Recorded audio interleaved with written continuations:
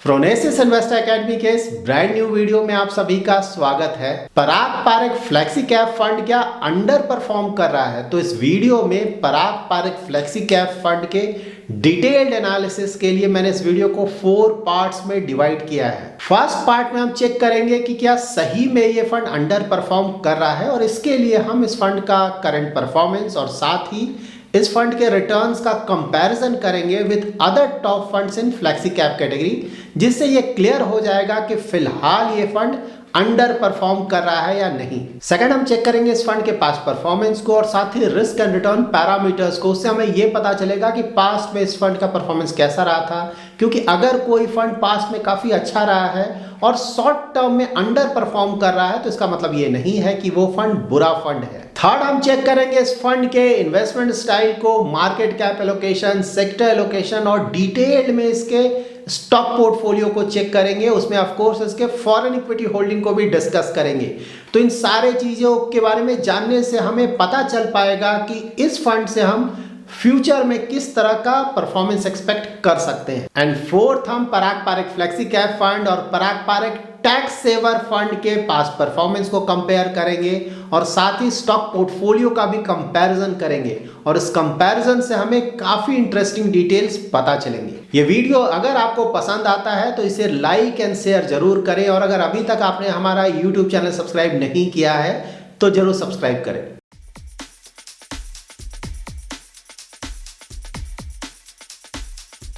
सबसे पहले हम पराग पारेख फ्लेक्सी कैप फंड का परफॉर्मेंस चेक करते हैं और साथ ही इस फंड के रिटर्न्स का कंपैरिजन करते हैं with other top funds in flexi cap category. उससे हमें क्लियरली पता चल जाएगा कि क्या रीसेंट टाइम्स में ये फंड अंडर परफॉर्म कर रहा है। यहाँ पे अगर आप इस फंड का रिटर्न्स चेक करेंगे तो 3 ईयर एंड 5 ईयर होराइजन में तो इस फंड ने अपने बेंचमार्क को काफी बड़े मार्जिन से बीट किया है, तो वहां पे तो इनका परफॉर्मेंस काफी अच्छा है। लेकिन लास्ट 1 ईयर का अगर आप परफॉर्मेंस देखें तो यहाँ पे इनका परफॉर्मेंस अच्छा नहीं रहा है। लास्ट 1 ईयर में इसके बेंचमार्क ने -1.9% का रिटर्न दिया है, जबकि इस फंड ने -6% का रिटर्न दिया है।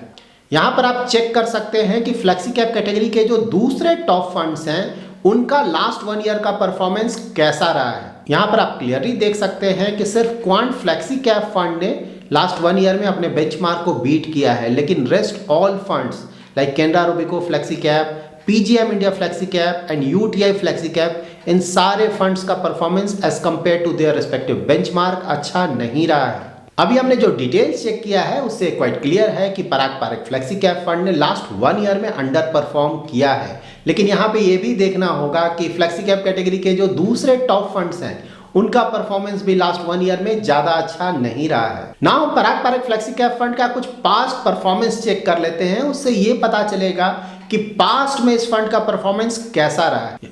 यहाँ पर आप फ्लेक्सी कैप कैटेगरी के टॉप 3 फंड्स का रिटर्न्स चेक कर सकते हैं एज ऑन 1 अप्रैल 2020। ये वो पीरियड था जब because of corona pandemic stock markets में मेजर करेक्शन आया था। उस समय अगर आप इन तीनों फंड्स का लास्ट 1 ईयर का रिटर्न्स चेक करेंगे तो वहां पे आप क्लियरली देख सकते हैं कि Parag Parikh flexi cap fund as compare to its benchmark काफी कम गिरा था। इससे हमें ये पता चलता है कि जब स्टॉक मार्केट में काफी बड़ा करेक्शन आया था उस समय इस फंड ने काफी अच्छा डाउनसाइड प्रोटेक्शन प्रोवाइड किया था। यहाँ पर आप इस फंड का risk and return parameters check कर सकते हैं। 3 ईयर 5 ईयर दोनों होराइजन में इस फंड का बीटा अगर आप देखें तो 1 से काफी कम है, साथ ही इसका अल्फा काफी ज्यादा है। 3 ईयर में 7+, 5 ईयर में 6+। 3 ईयर होराइजन में अगर आप शार्प रेशियो देखें तो 1 से भी ज्यादा है, और 1 से ज़्यादा शार्प रेशियो का मतलब ये हुआ कि ये फंड काफ़ी अच्छा रिस्क एडजस्टेड रिटर्न जनरेट कर पा रहा है। सो अभी तक हमने जो डिटेल्स चेक किया उससे ये पता चलता है कि ऑल्दो रीसेंट टाइम्स में इस फंड ने अंडर परफॉर्म किया है, लेकिन पास्ट में इस फंड ने काफ़ी अच्छा रिस्क एडजस्टेड रिटर्न प्रोवाइड किया है, साथ ही इसका डाउनसाइड प्रोटेक्शन भी काफ़ी अच्छा है। नाउ हम इन फंड का कुछ और डिटेल्स चेक करेंगे जिससे कि हमें ये पता चल सके कि फ्यूचर में हम इस फंड से किस तरह का परफॉर्मेंस एक्सपेक्ट कर सकते हैं। इस फंड का AUM ऑलमोस्ट 26,000 करोड़ है। इसका एक्सपेंस रेशियो है 0.77%। यहाँ अगर आप इस फंड का portfolio price to earning ratio देखें तो ये अबाउट 17 है। इसका मतलब ये हुआ कि ये फंड काफ़ी ज़्यादा वैल्यू स्टॉक्स में भी अपना इन्वेस्टमेंट करता है। साथ ही इस फंड का एनुअल टर्नओवर काफ़ी कम है एट 19%। इसका मतलब ये हुआ कि ये fund mostly bye and hold strategy को फॉलो करता है, दैट इज अपने पोर्टफोलियो में स्टॉक्स का ज्यादा बाय एंड सेल नहीं करता है। यहां पर आप इस फंड का मार्केट कैप एलोकेशन चेक कर सकते हैं। तो इंडियन इक्विटी में इनका सबसे बड़ा एक्सपोजर है, लार्ज कैप स्टॉक्स में अबाउट 56% का। फॉरेन इक्विटीज में इनका काफी बड़ा एक्सपोजर है, अबाउट 20% का। इनफैक्ट कुछ महीनों पहले इनका फॉरेन इक्विटी में एक्सपोजर ऑलमोस्ट 28% हुआ करता था, जो कि अब घटकर अबाउट 20% हो गया है। Mid cap and small cap के स्टॉक्स में इनका एक्सपोजर ज़्यादा नहीं है। यहाँ पर आप इस फंड के सेक्टर एलोकेशन को चेक कर सकते हैं। तो जिन सेक्टर्स में इस फंड का एलोकेशन ज़्यादा है वो सेक्टर्स हैं financial services, tech, consumer staples, automobile and energy. यहाँ पर आप इस फंड के कुछ टॉप होल्डिंग्स को चेक कर सकते हैं। तो सबसे ज़्यादा इनका एक्सपोजर है HDFC में अबाउट 8.2% का, सेकेंड है बजाज होल्डिंग 7.73% एंड थर्ड है ITC में अबाउट 7.48%। इस फंड के टॉप होल्डिंग्स में जो भी इंडियन कंपनीज हैं उनका अगर आप price to earning ratio check करेंगे तो उनका प्राइस टू अर्निंग रेशियो ज़्यादा नहीं है। दैट्स वाई ओवरऑल इस फंड का जो पोर्टफोलियो प्राइस टू अर्निंग आता है वो कम आता है। सो इस पोर्टफोलियो को देखकर ये पता चलता है कि इस फंड का वैल्यू स्टॉक्स में एक्सपोजर काफ़ी ज़्यादा है। लेकिन यहाँ पर एक इंटरेस्टिंग पॉइंट ये है कि HDFC और ICICI के इक्विटी फंड्स का अगर आप पोर्टफोलियो देखें, क्योंकि वो भी वैल्यू स्टॉक्स में काफ़ी बड़ा एक्सपोजर लेते हैं, तो वहाँ पे वो PSU स्टॉक्स में ज़्यादा एक्सपोजर है उनका।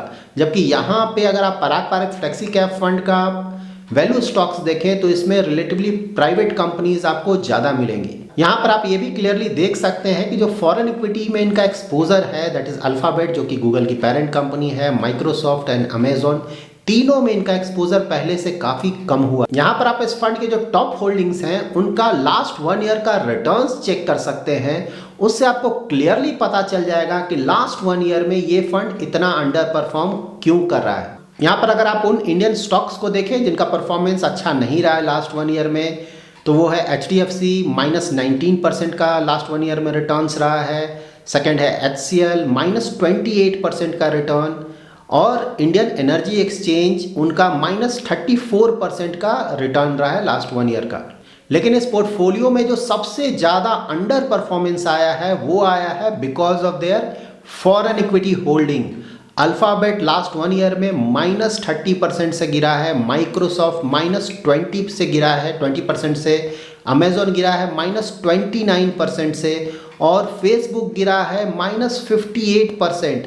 So overall although Indian equity भी जो है वो गिरा है लास्ट 1 ईयर में, लेकिन जो फॉरेन इक्विटी होल्डिंग है इस फंड का वो काफ़ी ज़्यादा गिरा है। इन डिटेल्स को चेक करके हमें ये पता चलता है कि जो लास्ट 1 ईयर का अंडर परफॉर्मेंस आया है इस फंड का वो मोस्टली आया है because of its foreign equity holding. क्योंकि इस फंड ने जितने भी फॉरेन इक्विटी स्टॉक्स में इन्वेस्ट किया है सारे स्टॉक्स काफ़ी ज़्यादा गिरे हैं, और यहाँ पे इंडियन स्टॉक्स भी गिरे हैं, लेकिन साथ ही कुछ इंडियन स्टॉक्स हैं जिन्होंने काफ़ी अच्छा रिटर्न्स भी जनरेट किया है लास्ट 1 ईयर में। लाइक अगर आप बजाज होल्डिंग्स को देखें तो लास्ट 1 ईयर में इसने 34% का रिटर्न जनरेट किया है। ITC ने लास्ट 1 ईयर में 40% का रिटर्न दिया है। इस फंड ने 2 PSU स्टॉक्स में बड़ा एक्सपोजर लिया है। फर्स्ट है power grid corporation and second है कोल इंडिया लिमिटेड। अभी हमने जो डिटेल चेक किया है उससे ये पता चलता है कि Parag Parikh flexi cap fund value stocks में भी काफ़ी अच्छा एक्सपोजर लेता है, साथ ही फॉरेन इक्विटीज़ में भी इनका एक्सपोजर काफ़ी ज़्यादा है एट ऑलमोस्ट 20%। और जो भी अंडर परफॉर्मेंस आया है रीसेंट टाइम्स में वो मोस्टली आया है फॉरेन इक्विटीज़ के कारण, क्योंकि फॉरेन इक्विटीज़ में सारे स्टॉक्स काफ़ी ज़्यादा गिर चुके हैं। और अगर आप इंडियन इक्विटी होल्डिंग को देखें तो वहाँ पे कुछ स्टॉक्स नीचे गए हैं, लेकिन साथ ही कुछ स्टॉक्स ने अच्छा रिटर्न्स भी दिया है। नाउ हम पराग पारख फ्लेक्सी कैप और पराग पारख टैक्स सेवर का परफॉर्मेंस चेक करेंगे और साथ ही इनके स्टॉक पोर्टफोलियो का कंपैरिजन करेंगे, उससे भी कुछ इंटरेस्टिंग चीज़ें हमें पता चलेंगी। इन दोनों ही फंड्स का 3 ईयर रिटर्न्स तो ऑलमोस्ट सेम है, लेकिन लास्ट 1 ईयर में पराग पारख टैक्स सेवर ने ज़्यादा अच्छा परफॉर्म किया है as compare to Parag Parikh flexi cap fund. यहाँ पर आप पराग पारख टैक्स सेवर के टॉप होल्डिंग्स को चेक कर सकते हैं। तो यहाँ पे आप क्लियरली देख सकते हैं कि जो टॉप होल्डिंग्स हैं वो दोनों ही फंड्स में सेम हैं। इनफैक्ट पराग पारख फ्लेक्सी कैप फंड में जितने भी इंडियन इक्विटीज़ हैं वो सारे इंडियन स्टॉक्स पराग पारख टैक्स सेवर में भी हैं, और इन दोनों फंड्स में 23 कॉमन स्टॉक्स हैं और इनका परसेंटेज पोर्टफोलियो ओवरलैप अबाउट 65% का है। पराग पारेख टैक्स सेवर में 5 स्टॉक्स ऐसे हैं जो कि Parag Parikh flexi cap fund में नहीं हैं।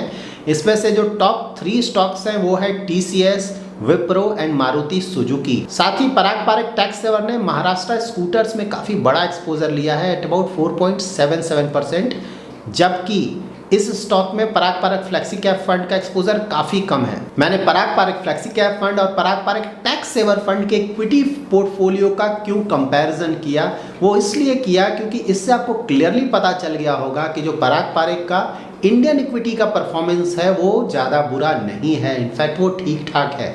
सो जो मेजर अंडर परफॉर्मेंस आ रहा है वो क्लियरली आ रहा है इसके फॉरेन इक्विटी होल्डिंग से।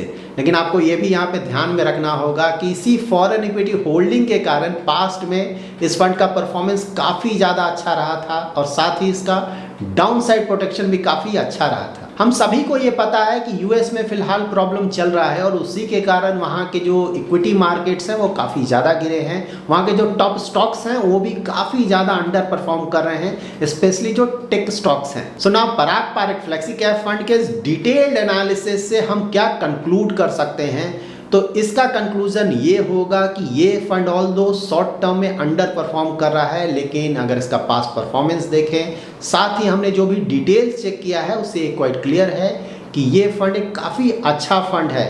और साथ में आपको ये भी ध्यान में रखना चाहिए कि जो फॉरेन इक्विटी होल्डिंग है उसके कारण इस फंड को काफ़ी अच्छा डाइवर्सिफिकेशन मिलता है। तो कई बार ऐसा हो सकता है कि यूएस मार्केट जब गिरता है तो ये फंड अंडर परफॉर्म करेगा, लेकिन कई बार ये भी हो सकता है कि जब इंडियन मार्केट गिरेगा और यूएस मार्केट अच्छा करेगा तो उस समय ये फंड रिलेटिवली ज़्यादा अच्छा परफॉर्म करेगा एज कम्पेयर टू वैसे इक्विटी फंड जिसमें सिर्फ इंडियन इक्विटी है। पराग पारेख फ्लेक्सी कैप फंड के बारे में मैंने आपको हमेशा ही बताया है कि अगर आपको foreign equity that to US equities में एक्सपोजर चाहिए तभी आप इस फंड में अपना इन्वेस्टमेंट करें, क्योंकि इंडियन इक्विटी में इन्वेस्टमेंट के लिए दूसरे फंड्स भी अवेलेबल हैं जिनका परफॉर्मेंस अच्छा रहा है। अगर आप यूएस मार्केट्स का परफॉर्मेंस देखें तो ऑफकोर्स ये साल तो उनका अच्छा नहीं रहा है और जो भी बचा हुआ है इस साल में मोस्टली वो भी अच्छा नहीं रहेगा। और अगर उनका जो ओवरऑल इन्फ्लेशन है वो कम नहीं होता है तो वहाँ पे इंटरेस्ट रेट और भी ज़्यादा बढ़ेंगे, जिसके कारण जो नेक्स्ट ईयर है उस साल भी आप यूएस मार्केट से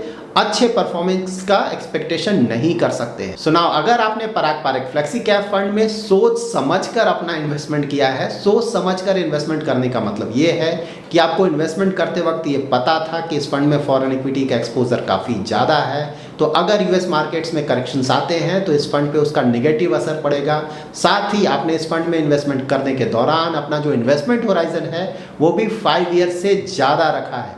तो अगर इन चीज़ों को सोच समझकर आपने इस फंड में इन्वेस्टमेंट किया है तब तो आपके लिए किसी भी तरह का कंसर्न नहीं है, क्योंकि नेक्स्ट फ्यू इयर्स में हम फिर से इस फंड से काफ़ी अच्छे रिटर्न्स एक्सपेक्ट कर सकते हैं, क्योंकि इस फंड के market cap allocation, sector allocation या फिर स्टॉक पोर्टफोलियो में कहीं भी कोई प्रॉब्लम नहीं है। यहाँ पर आप ये भी ध्यान में रखें कि अगर यूएस मार्केट्स में और भी ज़्यादा गिरावट आता है तो इस फंड का अंडर परफॉर्मेंस और भी बढ़ सकता है, लेकिन मीडियम टू लॉन्ग टर्म में हम एक्सपेक्ट कर सकते हैं कि यूएस मार्केट्स भी रिकवर करेगा एंड ओवरऑल इस फंड का परफॉर्मेंस अच्छा रहेगा। और अगर आप एक ऐसे इन्वेस्टर हैं जिन्हें शॉर्ट टर्म्स में ही वेरी हाई रिटर्न्स चाहिए, या फिर वैसे इन्वेस्टर जिन्हें फॉरेन इक्विटीज में फिलहाल अपना इन्वेस्टमेंट नहीं करना है, तो वैसे इन्वेस्टर्स को इस फंड से फिलहाल दूर रहना चाहिए। So that's it in this video. अगर आपको ये वीडियो पसंद आया है तो जरूर लाइक एंड शेयर करें, और अगर अभी तक आपने हमारा यूट्यूब चैनल सब्सक्राइब नहीं किया है तो जरूर सब्सक्राइब करें। Thanks lot for watching.